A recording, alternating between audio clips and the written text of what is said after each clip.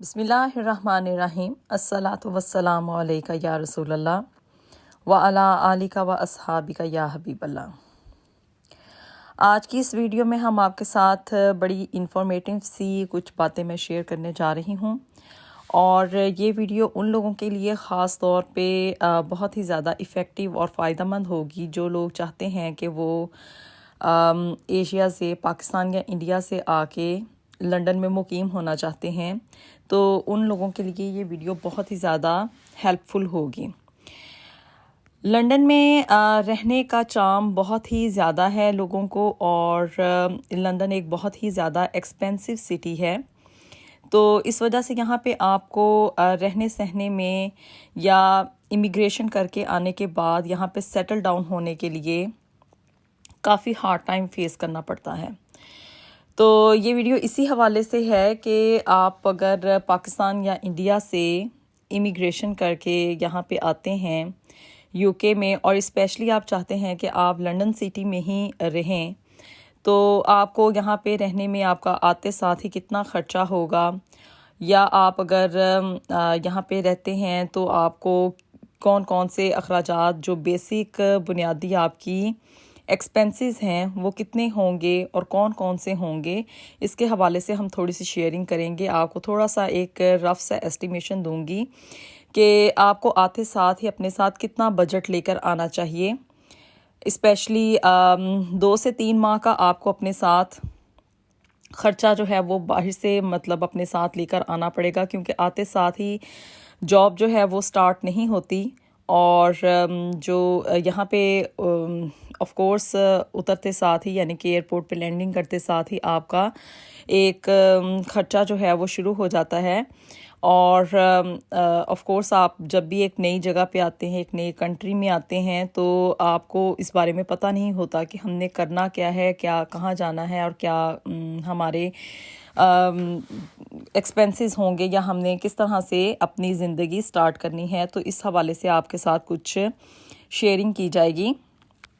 सबसे ज़्यादा इम्पॉर्टेंट चीज़ जो है वो ये है कि अगर आप सेंट्रल लंदन में ही मुकीम होना चाहते हैं तो उसमें आपको थोड़ा ज़्यादा ख़र्चा आपका बढ़ जाएगा, क्योंकि यहाँ पे अकोमोडेशन भी बहुत ही ज़्यादा एक्सपेंसिव है और आपको घर जो है रहने के लिए या तो आप रेंट पे लेंगे। ऑफ कोर्स सबसे पहली ऑप्शन तो यही होती है कि आप किसी दूसरी जगह पे आते हैं तो आपके पास रहने की कोई जगह नहीं होती, तो इसलिए आपको घर रेंट आउट ही करना पड़ेगा।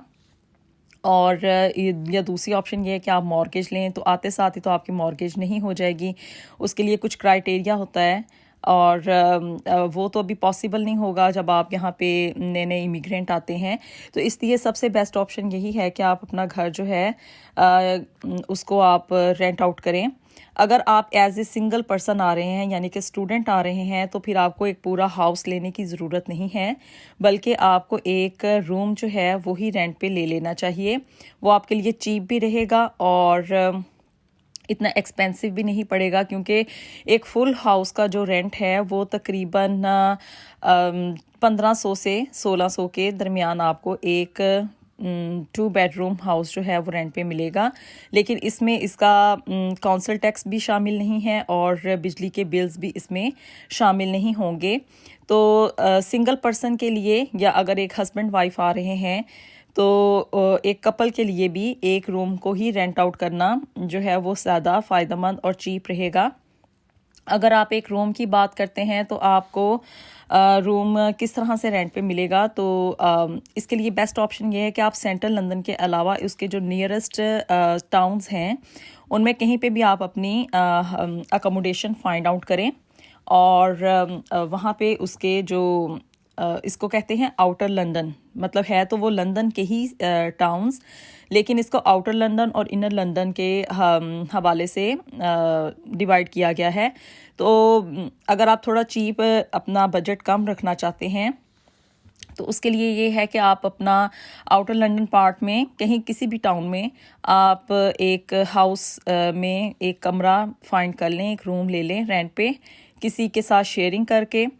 ऑफ कोर्स जिसका हाउस है वही आपके साथ उसको शेयर करेगा। तो बहुत सारे रूम्स जो हैं वो यहाँ पे डिफरेंट वेबसाइट्स पे और स्टेट एजेंसी के लोगों के पास आपको मिल जाएंगे। तो जो रूम का रेंट है वो तकरीबन 600 to 700 पाउंड के राउंड अबाउट में आपको एक रूम जो है वो रेंट पे मिल जाता है। और इस रूम को लेने का आपके लिए फ़ायदा ये है कि अगर आप एक हाउस को रेंट आउट करते हैं तो उसमें आपको काउंसिल टैक्स का बिल जो है वो भी पे करना पड़ेगा, और इलेक्ट्रिसिटी और गैस के बिल्स जो हैं वो सेपरेट से पे करने पड़ेंगे। तो वो बहुत ज़्यादा एक्सपेंसिव हो जाएगा आपके लिए। तकरीबन 2000 से 2200 के दरमियान वो बजट चला जाएगा।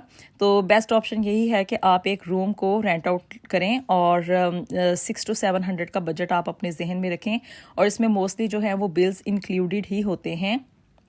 तो यही एक बेस्ट ऑप्शन है कि आप यहाँ पे आते साथ ही अपना एक कमरा रेंट पे ले लें और एक अपना एग्रीमेंट बना लें। इसको टेनेंट्स एग्रीमेंट यहाँ पे कहा जाता है कि हम एक टाइम पीरियड के लिए, जैसे कि आप कह लें 3 मंथ्स के लिए या 6 मंथ्स के लिए ये कमरा हम आपसे रेंट पे ले रहे हैं, तो इस तरह से आप ज़्यादा सिक्योर होंगे।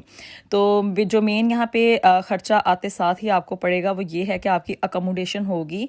और अकोमोडेशन का मैंने आपको तरीका बता दिया है कि 2 वेज हैं, या तो आप हाउस ले लें अपना रेंट पे, तो या फिर आप एक रूम ले लें। एक सिंगल पर्सन के लिए जो एज ए स्टूडेंट आ रहा हो, या एक कपल जो कि हस्बैंड वाइफ हों, तो उनके लिए एक रूम ही लेना बेहतरीन ऑप्शन रहती है। जो यहाँ पे आते साथ ही या रहने के लिए सेकंड मेन लिविंग एक्सपेंस है वो है फूड का ख़र्चा। यानी कि आपको ऑफ कोर्स ग्रॉसरी वगैरह करनी पड़ेगी। इंसान को खाने पीने की ज़रूरत हर जगह पे होती है। रहना और खाना ये 2 मेन अखराजात होते हैं, और खाने पीने में आपको जो ग्रॉसरी वगैरह करनी पड़ेगी तो उसके लिए ऑफ कोर्स आपको सुपरमार्केट का ही विज़िट करना पड़ेगा। 2 तरह की आपको ग्रॉसरीज में अपने आप को डिवाइड करना पड़ेगा। एक आपकी वीकली ग्रॉसरी होगी जिसमें कि जो फ्रेश फूड वगैरह होती है, डेयरी प्रोडक्ट्स होती हैं, उनके ऊपर आपको थोड़ा अपना बजट रखना पड़ेगा। और दूसरा जो है वो पोल्ट्री की प्रोडक्ट्स होती हैं और फूड जैसे कि खाना जो भी आप खाना पसंद करें, मीट वगैरह या वेजिटेबल्स और इस तरह की चीज़ें, जो मील होता है आपका मेन मील, उसके लिए आपको मंथली ग्रॉसरी के हवाले से अपनी जो बजट है उसको डिवाइड करना पड़ेगा। मोस्टली हम लोग जो हैं वो एशिया में रहते हुए पाकिस्तान इंडिया में इस चीज़ को कंसिडर नहीं करते, क्योंकि घर भी वहाँ पे अपने होते हैं, इसलिए वहाँ पे लिविंग एक्सपेंस में हम अकोमोडेशन को अकाउंट नहीं करते। लेकिन यहाँ पे आते साथ ही आपको हर चीज़ जो है वो डिवाइड करके अपना बजट एक लेके चलना पड़ता है। तो मंथली ग्रॉसरी और वीकली ग्रॉसरी के हवाले से अगर आप बात करें तो इसमें आपको डिफरेंट कैटेगरीज में अपनी फ़ूड को डिवाइड करना पड़ेगा। और ऑलमोस्ट आपको हर वीक जो है वो अपनी डेयरी प्रोडक्ट्स, जैसे कि इसमें मिल्क शामिल है, योगर्ट वगैरह शामिल हैं, फ्रेश फ्रूट्स होंगे, और बटर, एग, ब्रेड वगैरह जो ब्रेकफास्ट की चीज़ें होती हैं, इसमें सीरियल्स वगैरह होंगे। और इस तरह से जो बेसिक नेसेसिटीज़ आपकी जो कि खाने पीने के लिए बहुत ही ज़रूरी है रहने के लिए, तो वो आपकी वीकली ग्रॉसरी में आ जाएंगी। और इस साथ ही साथ इसमें टॉयलेटरीज़ भी शामिल होंगी जिसकी कि आपको ज़रूरत होती है, सोप, हैंड वॉश वगैरह और शैम्पूज़ और बाकी की जो टॉयलेटरीज़ होती हैं जिसकी कि इंसान को बहुत ही ज़्यादा ज़रूरत होती है, वो आपकी आलमोस्ट वीकली ग्रॉसरी में ही काउंट होंगी। और फिर उसके बाद आ जाती है जी मंथली ग्रॉसरी। मंथली ग्रॉसरी में आपको पोल्ट्री की प्रोडक्ट्स लेनी पड़ेंगी। अगर आप नॉन वेज हैं तो फिर ऑफ कोर्स आप वेजिटेबल्स को लेना पसंद करेंगे। तो मीट जो है वो थोड़ा एक्सपेंसिव पड़ जाता है, जैसे कि अगर आप चिकन के अलावा लैम वगैरह या शीप अगर खाना पसंद करें तो वो थोड़ा एक्सपेंसिव आपको पड़ेगा। लेकिन जो है ये वेजिटेबल्स वगैरह वो भी आपको आलमोस्ट चिकन की ही रेंज में मिल जाती हैं। लेट्स से कि यहाँ पे एक जो चिकन है वो 4 पाउंड्स का मिलता है, तो इस वजह से जो है 4 पाउंड का आप एक चिकन लेते हैं और उसको आप कुक करेंगे, और फिर उसके ऊपर बाकी के भी खर्चे आएंगे, जैसे कि आपको ऑनियन वगैरह चाहिए, टोमेटोज़ चाहिए, उसमें ग्रीन चिलीज़, जिंजर, गार्लिक, इस तरह की सारी चीज़ें और मसाला जात वगैरह चाहिए होंगे। तो ये सब कुछ आपका मंथली ग्रॉसरी में आएगा। और अगर वेजिटेबल्स के हवाले से आप बात करें, आप जो हैं वो वेजी फूड खाना पसंद करते हैं, तो वेजिटेबल्स भी यहाँ पे आपको तकरीबन 4 पाउंड के राउंड अबाउट में ही मिलेंगी, क्योंकि यहाँ पे जो हैं वो सब्ज़ियाँ काफ़ी महंगी हैं और सिर्फ कैरेट्स जो हैं वो आपको थोड़ा चीप मिलेंगी, यानी कि 99p की पर केजी मिलेंगी। और उसके अलावा आप किसी भी वेजिटेबल के लिए जाएं, जैसे कि आप भिंडी खाना पसंद करते हैं तो आपको 5 पाउंड के पर केजी में मिलेगी। इसी तरह से करेले जो हैं वो 699 पाउंड के मिलते हैं, यानी कि 7 पाउंड के 1 किलो मिलेंगे। और इस तरह से मतलब मुख्तलिफ़ किस्म की जो वेजिटेबल्स हैं, इसके लिए मैं एक सेपरेट से वीडियो बनाऊंगी जिसमें कि आपको मंथली और वीकली ग्रॉसरी की अखराजात बताए जाएंगे। तो ये अगर आप फूड के खर्चे के हवाले से बात करें तो तकरीबन आपका 200 to 300 जो है वो आप अपनी टॉयलेटरी और मंथली और वीकली ग्रॉसरी के हवाले से रखें, तो तब आप अपना यहाँ पे आके 1 महीने का अपना बजट तैयार करके लेकर आएँ।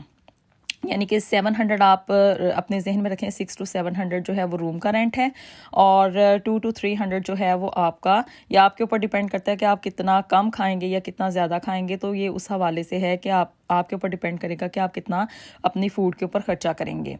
तो तकरीबन ये आप लगा लें 600 प्लस और 300 इसमें ऐड कर लें तो 900 के राउंड अबाउट चला गया ये आपका जो बजट है अभी तक। और थर्ड जो यहाँ पे मेन आपको ख़र्चा पड़ता है, या आपका जो मेन बजट होता है वो ये है कि आप ट्रैवलिंग, यानी कि आप कितना आने जाने पे आपका ट्रांसपोर्टेशन के ऊपर ख़र्चा होगा। तो ऑफ़ कोर्स आप आते साथ ही तो ये पॉसिबल नहीं है कि यहाँ पे आप जो है वो कार बाय कर लें। तो अगर आप कार भी लेते हैं तो उसके लिए पहले तो आपको गाड़ी जो है वो बाय करनी पड़ेगी, और दूसरा ये है कि फिर गाड़ी की आपको इंश्योरेंस भी यहाँ पे करनी पड़ती है। यहाँ पे लंदन में ये नहीं है, या यूके भर में कहीं भी, कि आप कार को वैसे ही ड्राइव कर लें, बल्कि आपको उसके लिए पहले कार की इंश्योरेंस करवानी पड़ती है और रोड टैक्स भी पे करना पड़ता है। तो वो थोड़ा आपके लिए आते साथ ही एक्सपेंसिव हो जाएगा। तो इसलिए ट्रैवलिंग का जो बेस्ट ऑप्शन है वो ये है कि आप यहाँ की जो लोकल ट्रांसपोर्टेशन है उसको यूज़ करें, यानी कि जो बस सर्विस है या ट्रेन्स वगैरह उनको आप यूज़ करें, तो वो आपके लिए थोड़ा चीप रह जाएगा। तो बस की जो सर्विस है उसके हवाले से अगर हम बात करें तो तकरीबन 20 पाउंड से 28 यानी कि 20 to 30 पाउंड में आपको एक वीक का पास इसका मिल जाता है बस का, जिसमें कि आप जितना मर्ज़ी जो है और जहाँ पे मर्ज़ी ट्रैवल करना चाहें तो वो आप कर सकते हैं। और अगर आप पर मंथ के हवाले से बात करें तो तकरीबन 120 पाउंड से लेके 130 पाउंड के राउंड अबाउट में आपको बस का पास मिल जाएगा, और इसमें आप पूरा 1 महीना जितना चाहे बस में ट्रैवल कर सकते हैं। तो बेस्ट ऑप्शन ये है कि आप आते साथ ही अपना एक पर मंथ का बस का पास बाय कर लें, और उसमें आप जितना मर्ज़ी चाहे ट्रैवल करें। तो ये एक ट्रैवलिंग के हवाले से अपडेट है। और दूसरी ऑप्शन ये है कि आप एक ट्रेन का पास बाय कर लें, यानी कि आप बाय ट्रेन ट्रैवल करें, और ट्रेन में थोड़ा एक्सपेंसिव हो जाएगा, क्योंकि ट्रेन में ये है कि आपको कोई भी इसका मंथली पास नहीं मिलता। आपने जब भी whenever you want to travel through a train, तो आपको इसके लिए एक टिकट ही बाय करनी पड़ती है। सिर्फ आप में ट्रेन में अगर आप ट्रैवल करना चाहते हैं तो उसके लिए आपको एक एनुअल पास बाय करना पड़ता है, जो कि राउंड अबाउट 30 पाउंड्स का आता है।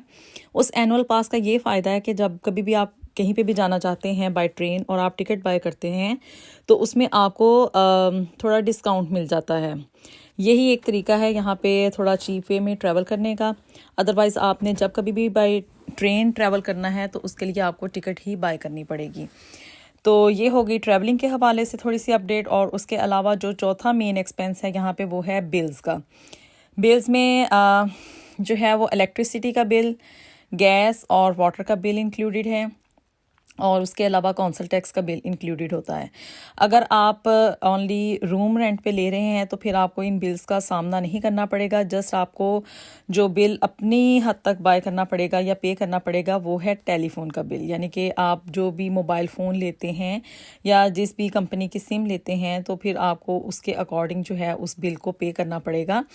तो ये आपके मेन अखराजात हैं जो कि आपकी अपनी ज़ात के लिए हैं, यानी कि आपकी अकोमोडेशन, आपका फूड, और फिर उसके बाद आपकी ट्रैवलिंग एंड देन जो है वो फिर उसके बाद आपकी बिल्स वगैरह, यानी कि आपके मोबाइल फ़ोन का जो भी एक्सपेंसेस आएंगे वो हैं।